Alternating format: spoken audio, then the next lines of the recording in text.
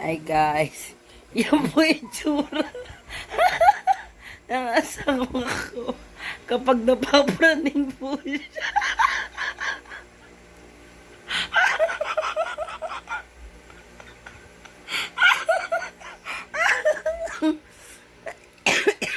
Diyos ko Lord, alam niyo yung para po siyang mongoloid na hindi ko po maintindihan. Yan po, kahit po small yan, small but terrible po yan. Marami po yung kayang gawin. Marami po yung kalokohan. At hindi po yan nauubusan ng energy. Alam niyo yung tipong pagod na yan sa trabaho. Pag uwi niya ng bahay, naknukan pa uwi yan ng maraming kalokohan. Ay, honey. Ang pangit mo, honey. Huwag ka magaganyan mo ka talaga mong tuloy na.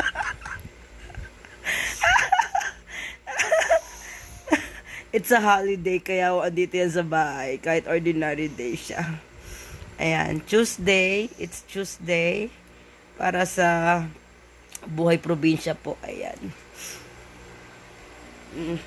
Nakaiga lang kami.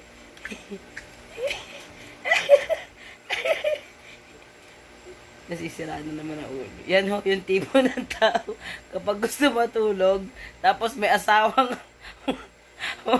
mapanggulo, yan po ang napapala nang hindi makatulog. Kasi laging ginugulo.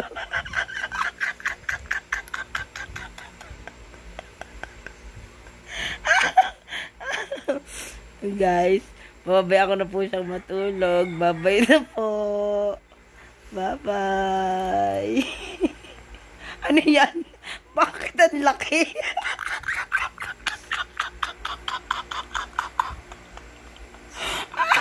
Kaya naman ganyan. Hindi. Ganun lang. Ano?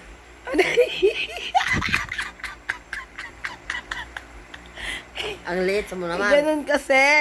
Uy, malaki kamay mo kaya ganun. Okay ka lang. Umayos kasi ba? Hindi. Yan. Ganyan. Yan. O, diba? Yan. Ano Ganyan. ibig sabihin yan? Heart. I heart you. Parang ganun. O, diba? I love you. Ganun. Bakit ganyan? Ang gili-gili ko. Ganun lang. Ganun dali. Ganun. Siya po ganun. Pero di niya kasi kaya.